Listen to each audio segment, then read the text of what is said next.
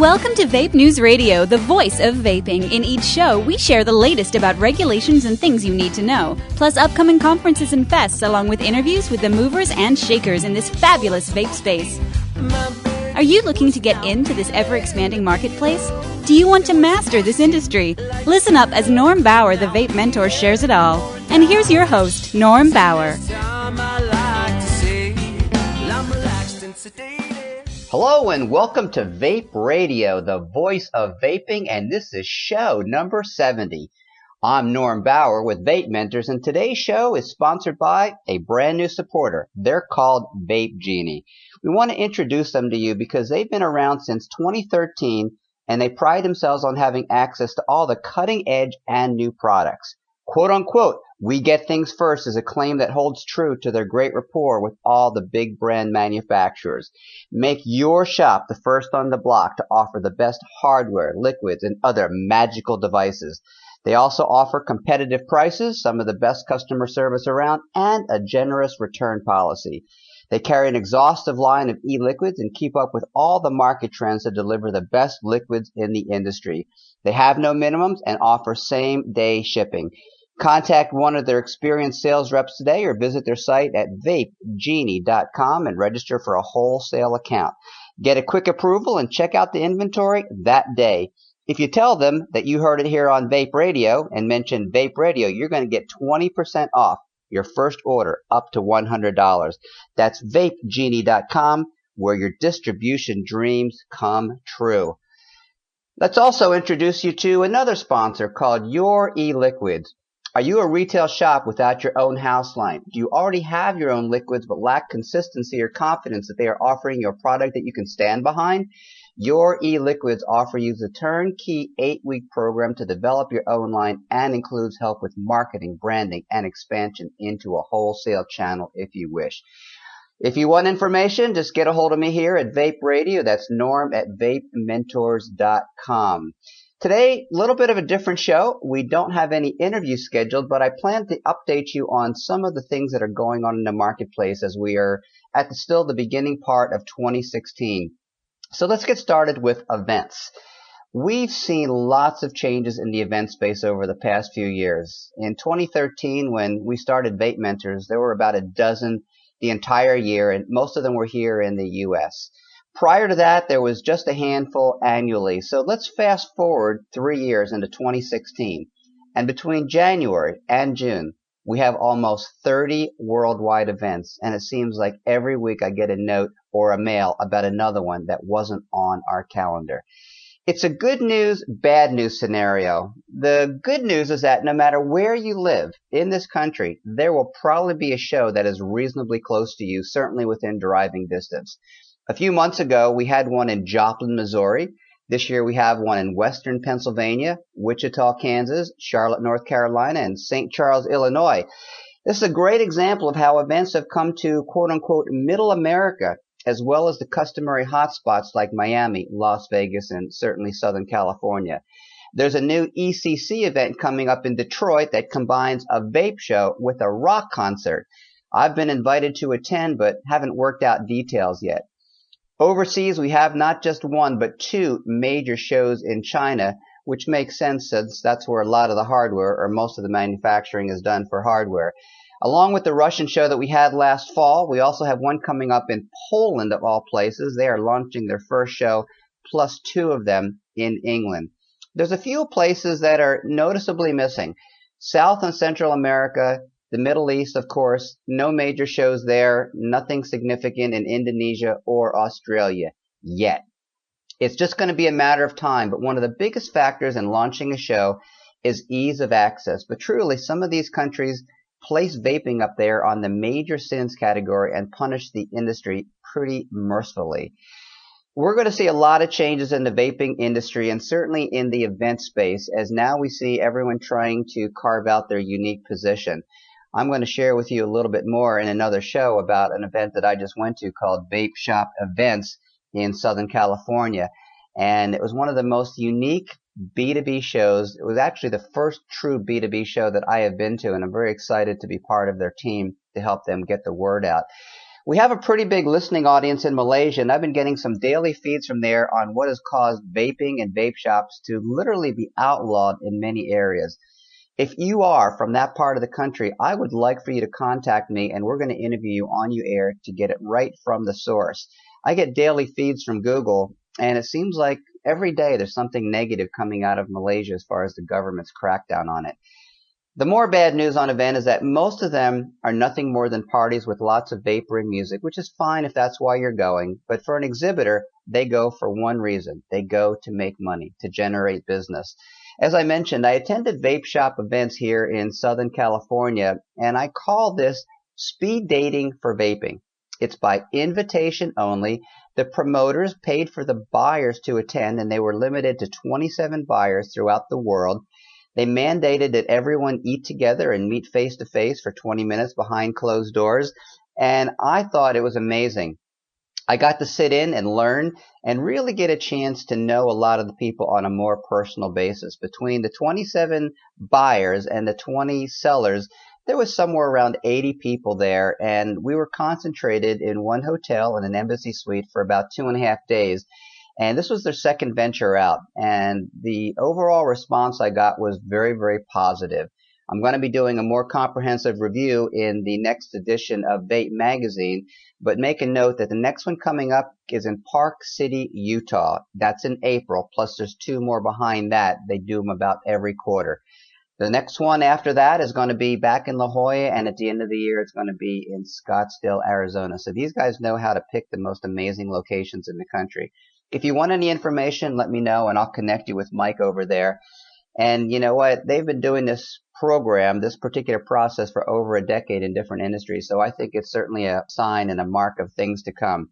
Again, I met some amazing people, got to know some more personally, and had some great conversations, including some really amazing talk about symbiosis, about how what you would call typically competitors working together, especially as we approach one of the most challenging times of the year coming up, which is the Chinese New Year. The whole country of China pretty much shuts down. Certainly the city of Shenzhen shuts down for several weeks, and it really impacts the supply chain. One of the other persons I met there was a gentleman's name is Charn, and I was introduced to the concept of tobacco-free nicotine, which I think is a nicer way of saying synthetic nicotine, but I was intrigued and excited about the possibilities of a more pure form of nicotine. The results from those that tried it there, they said it was off the charts. It absolutely has no aftertaste. There's no distillation process that you would normally get in trying to take a tobacco plant and seek the nicotine out of it. So it's going to be interesting to see where that goes, and I have an interview coming up with him in a few weeks as well. Again, over the next few weeks, I'm going to introducing you to some of these concepts and spending a lot of time on liquids. This first quarter of 2016, we're going to be very heavily focused on the liquid market. And the reason is that you are going to see a huge shakeup in this sector for quite some time. Meanwhile, what's up at the FDA? The OMB, the Office of Management and Budget Hearings, they seem to be done for now. And now we hurry and we wait. All indications are sometime during this first quarter of 2016, we are going to hear something more from them, and we're going to be seeing some challenges in the marketplace. So we'll see where all that shakes out. I also wanted to let you know that we are offering a free webinar series on how to open up a vape shop. We call it Vape Shop Master Shop, and I'll be sharing the essentials and also offer a master's course. If you are not on our mailing list, you can visit vapementors.com, and so far the response and the results have been nothing short of amazing. I wanted to do a little bit of a dive into some of the most common questions we get here at Vape Mentors, and I thought I'd address some of them. Again, for those of you who are new to Vape Radio, we certainly welcome you. We've been on for almost 2 years. We have 1.1 plus million downloads with significantly or consistently about 120,000 downloads per month. Myself, as a consultant in the industry, I've worked with more shops than probably anyone, almost 3 dozen throughout the world. And we work with importers, exporters, brick and mortar, hardware, you name it. We pretty much cover all factions of the marketplace. So I wanted to talk about some of the top questions we get here and address some of them. One of the questions that we get a lot is what kind of permits and license do you need to either A, start a liquid company, or B, open up a shop? The truth is right now, as we speak, there are no federal requirements for either. You do not need a permit or a license to start your own e-liquid company, certainly not to open your own shop.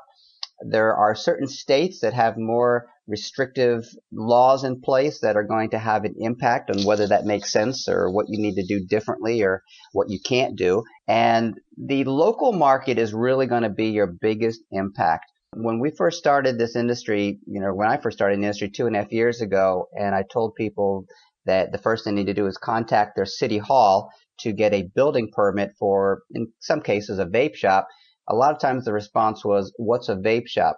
Well, the reality is, fast forward 30 some months and almost every city in the United States has some type of a vaping presence. And so they know what a vape shop is. They probably have some there. Some are more friendly than others, and that's just, the way it is. Another question that comes up all the time is a little bit more time sensitive, and this may relate to you. The question is it too late to get into the business, or has that opportunity passed? That's a tough question to answer, and here's why.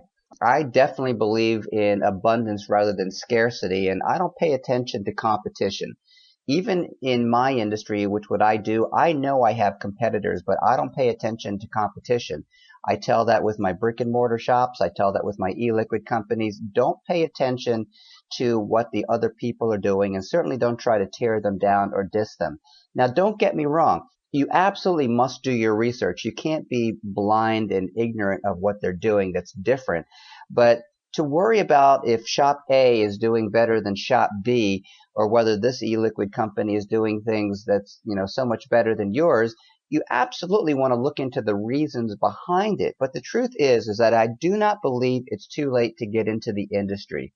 This year, 2016, we are going to see probably more changes than we have seen in the last 30 months since I've been in the industry.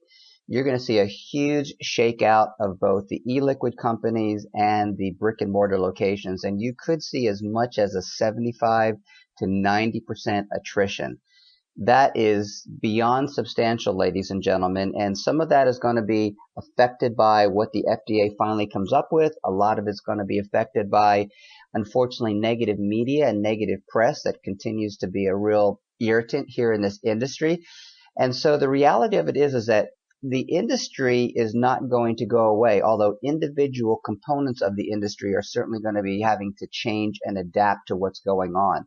So the bottom line is that if in fact you are interested in opening a brick and mortar shop or an e-liquid company, there absolutely are opportunities, but a huge, huge, huge but. You must do your research. You must get guidance. You must know how to do it differently and better than other people. And the reality of it is that, the strong will survive and the cream will rise to the top, and all the other cliches that I could throw out there that implies the same thing. That's just the state of the market, and that's just the state of competition and certainly the state of entrepreneurship. And finally, I want to talk about one of the questions that comes up a lot is about the e-liquid market itself. And this comes up from a lot of both consumers who are curious about the question and also about shops that are curious about their position. And the question is, how can I be sure that the liquid that I buy is not tainted? And I get different words for tainted. Sometimes it's contaminated. Sometimes it's bad. Sometimes it's, got bad chemicals in it. And really the answer to that question is through testing. Now, this is an industry that has seen a lot of growth over the last several years. I track the growth of both e-liquids, brick and mortar, and also distributor/wholesale channels. And all of them have gone up very, very consistently over the last, several years. Another industry that's really kind of coming into its own is the laboratory testing industry. Right now, the burden of proof, I think, belongs on the shops. So if you are a consumer and you are going into your shop that you buy your e-liquid from, it's up to you to ask your shop whether or not their products have been tested. And if you are a shop and you are getting your product by obviously another manufacturer, the burden of proof is on you to make sure that that product has been tested as well. If in fact there is a lawsuit, and there already have been lawsuits about exploding products, but there really haven't been that many lawsuits about anyone getting seriously damaged or injured by bad liquid, although there's certainly a big move towards lawsuits, as we talked about in our last radio show, show number 69. We talked about the fact that Five Ponds and Cutwood and other targets are being sued now because of diacetyl lack of disclosure. This is an issue, both the fact that some of the products do contain these bad chemicals and also the fact that the marketplace is not aware of what to even ask. So again, if you're a consumer, just ask your shop, do you have laboratory tests or do you have certifications on the liquids that you're carrying? And if you only restrict yourself to shops that have those testing certificates, you are going to have a reasonably good idea that you're putting something in your body that's not going to be harmful. And if you are a shop and you are getting these questions asked of you, again, you need to put the onus back on the manufacturer for them to prove to you that the products that they're manufacturing are contaminant free. This is a huge, huge issue, guys. It really is. And when we hear about the negative publicity out there in the media, we hear about kids drinking little bottles of nicotine, and we hear about, certainly the explosions of different devices and what have you. And they don't have anything to do with the liquids per se. They're usually caused by user error. But, there is a huge product liability issue in this marketplace that we are not even paying attention to, and you absolutely should insure yourself against.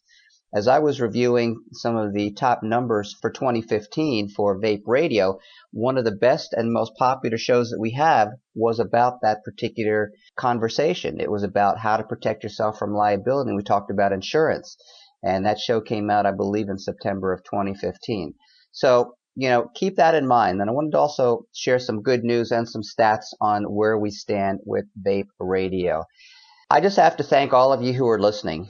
January 2016 was the second best month ever for downloads, and it was just shy of 7,000 from our previous high. We had 131,847, which I think is a great start for a brand new year. And for all of 2015, we finished up with almost 822,000 downloads. So as far as I'm concerned, people are listening, people are learning. My goal, my agenda, my mission, my passion is to bring to you the best information that I can. I have a lot of interviews scheduled in the next couple of weeks. We have interviews scheduled with Grim Green, who is one of the most significant reviewers in the industry. We have a show with Vape Shop Events talking a little bit more about what their events consist of. We have a show with Azim Chideri talking about an event that he's going to be putting on the end of this month in February. That is going to cover the laws overseas in the UK. So there's a lot of really amazing things going on.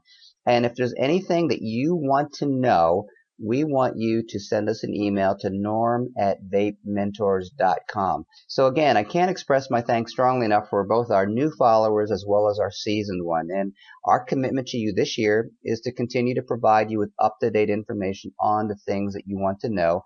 And especially, we want to support the spirit and the success of vapreneurs worldwide.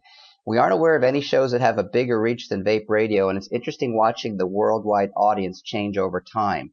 The U.S., far and away our biggest market, that usually vacillates about 74 and 26%. Canada and the UK, they kind of toggle back and forth between being our second and our third largest markets.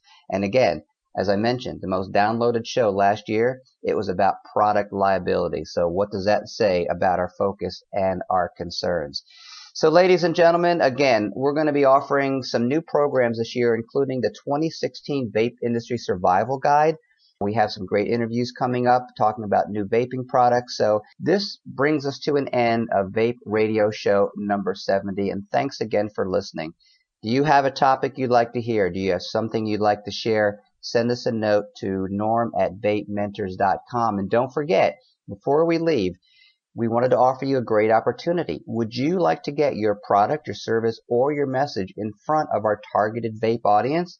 Again, we're the largest vape radio show in the world with more than 1.2 million downloads, over 120,000 unique views a month. We were also one of the top 10 podcasts of 2015 on Podbean and beat out more than 130,000 other shows. For just $750, you're going to get your company integrated within 3 vape radio shows, and we are looking for 2 more advertisers to help us fill our spots. How about you? Contact Norm at vapementors.com. And so that's it for show number 70. So until next time, vape on!